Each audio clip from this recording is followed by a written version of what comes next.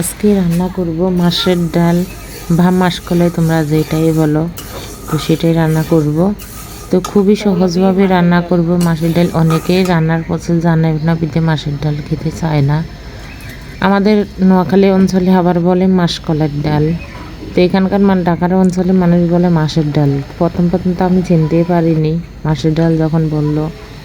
প্রথমে ফুটিয়ে নিলাম, খুব ভালোভাবে ফুটিয়ে এখানে পাতিলে নিয়ে নিলাম। তো এখানে ঘুটনি দিয়ে ভালো করে মিক্স করে নিলাম, তারপরে পাতিলের ভিতরে ঢেলে নিতেছি।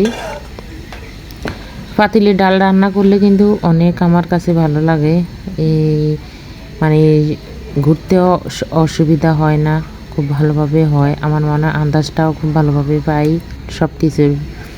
তো এখন এখানে পরিমাণ মতন লবণ হলুদ দিয়ে দিলাম, জিরার গুঁড়ি দিলাম। জিরার গুঁড়ি দিয়ে খানিক ফুটলে তারপরে ফোড়নটা দেবো। তুই এখন তুলে অন্য একটা তরকারি রান্না করলাম, গাজর ভাজি করলাম। তুই পাশে চুলে আবার ডাল নিয়ে এখন ফোড়ন দিয়ে দেব।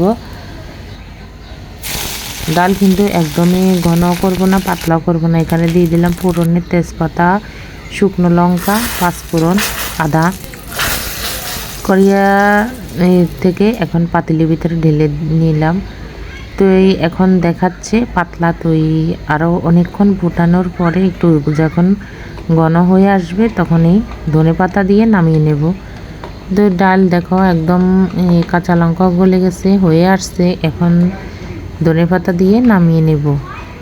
তো গাজর ভাজি করলাম, গাজর আলু ভাজি, আর এখানে আছে লাউ শুকত। তো সব রান্নাই শেষ। চুলার উপরে ডাল হয়ে গেলে আজকের মতন নিরামিষ রান্নাবান্না শেষ। তো ভিডিওটি কেমন লাগলো জানাবে।